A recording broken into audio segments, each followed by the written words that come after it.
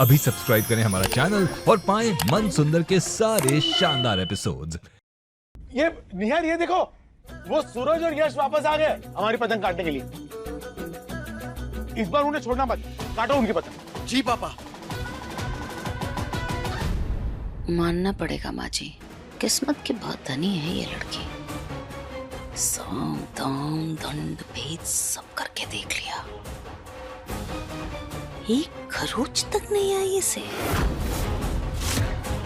पता नहीं कौन सी मुहूर्त में पैदा हुई है।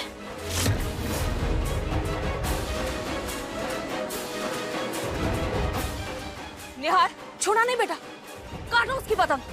हाँ मॉम। तू काट इनकी पतंग।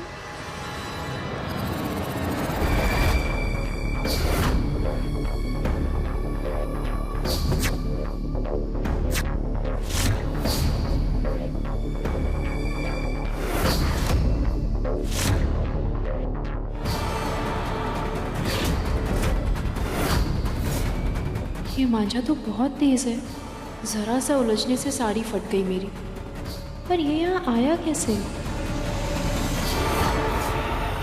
यार खींच ले, झट से लड़ा दे पेच, दिखा दे सबको हम भी गोयल परिवार किसी से कम नहीं है। नहीं, नीचे से खींचो खींचो खींचो खींचो। Yes yes yes, correct.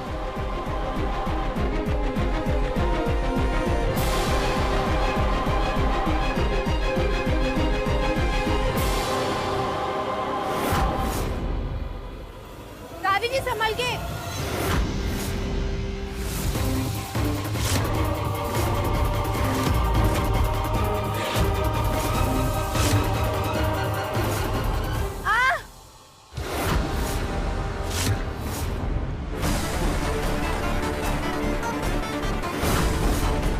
तुम्हारा हाथ कैसे कटा?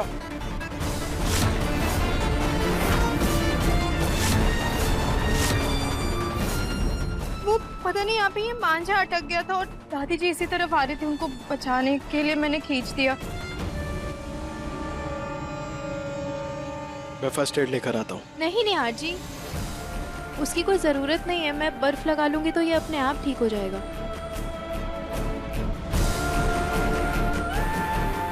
निहार जी, आपकी पतंग कटने वाली है।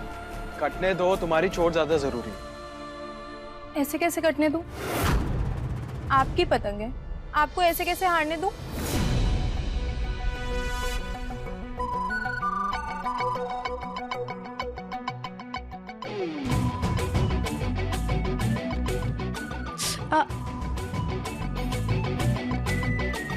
Come on, yes yes.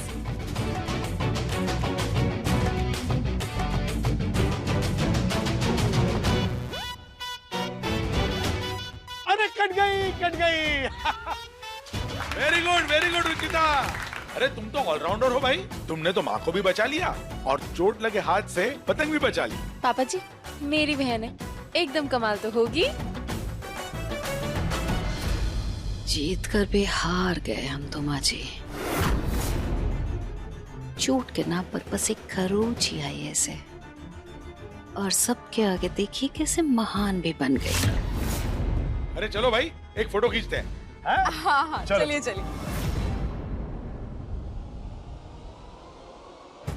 आपको भी समझने की जरूरत है कि हो जाती है इंसान से गलतियां कभी कभी। आपने भी तो गिराया था ना बचपन में प्रियो को बेड से। जैसे मैंने निहार जी को हारने नहीं दिया, वैसे ही भैया भाभी के प्यार को भी नहीं हारने दूंगी। जब पतंग की डोर संभाली है तो इन रिश्तों की डोर को भी संभाल कर रहूंगी। स्माइल।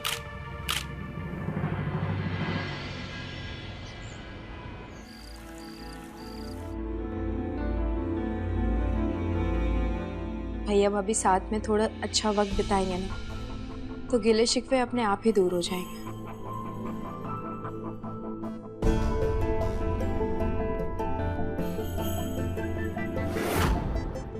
जानती हूँ एक माँ को ये सब शोभा नहीं देता, लेकिन अगर इससे रुचिता का पत्ता साफ होता है तो हमें ये करना होगा।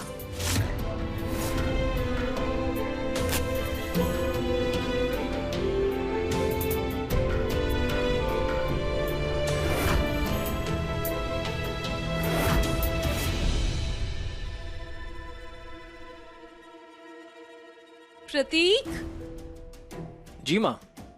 बेटा, माँ जी बता रही थी आज सुबह जो कुछ भी हुआ उस बारे में। बेटा, रुचिता की वजह से ना तुम ऋतु पर नाराज मत हो ना प्लीज। देखो, ये जो पति पत्नी के बीच का झगड़ा होता है ना, ये जंगल के आग की तरह फैल तो जाती है, लेकिन आसानी से बुझती नहीं है बेटा। हाँ, और ये आग ना सिर्फ कमरे तक नहीं रहती है, दुनिया में फैल जाती है। औरतों की क्या दिक्कत है ना कि कोई भी बात अपने तक नहीं रख पाती है। सास, ननद, देवरानी, जेठानी, माँ, बहन, किसी न किसी को बताती जरूर है बेटा। अब देखो, जैसे ये बात ऋतु ने रुचिता को बताई होगी ना, तो रुचिता जरूर इस बारे में अपने मायके में बात करेगी, और उसकी माँ 2-4 लोगों से इस बारे में जरूर बात करेगी। इसी तरह से बात कुछ लोगों के बीच फैल जाएगी, और इसी तरह से बेटा समाज में बात फैलती है। इसीलिए मेरा तुमसे ये कहना है कि शांत रहो प्लीज, और कुछ भी इस बारे में बात करने की जरूरत ही नहीं। समझ रहे हो ना तुम मैं क्या कह रही हूँ बेटा?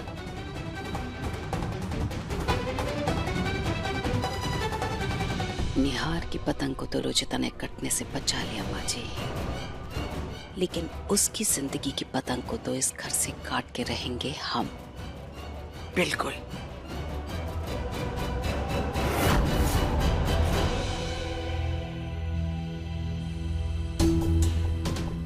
प्रतीक जी, आप यहाँ क्यों खड़े हैं?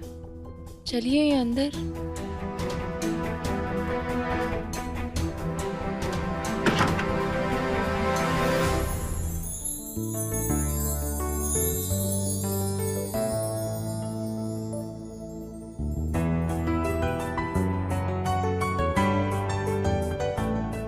प्रतीक जी, ये सब आपने किया? मैं क्यों करूंगा?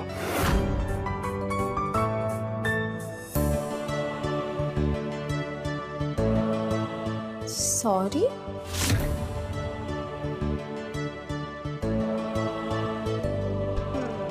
भैया, भाभी, आज मेरी वजह से आप दोनों के बीच झगड़ा हुआ, इसके लिए आई एम रियली सॉरी भैया। लेकिन प्लीज आप मेरी बेवकूफी की वजह से आप दोनों ये त्योहार खराब मत कीजिए।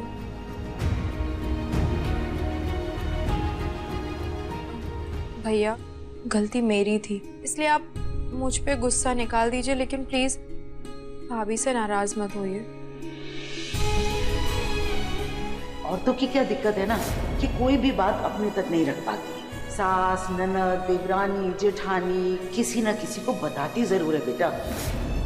इस छोटी सी कोशिश से मैं उम्मीद करती हूँ आप दोनों के बीच की नाराजगी खत्म हो जाए, और इसके बाद शायद आप लोग मुझे माफ कर दें और अपने बीच की दूरियां भी खत्म कर दें।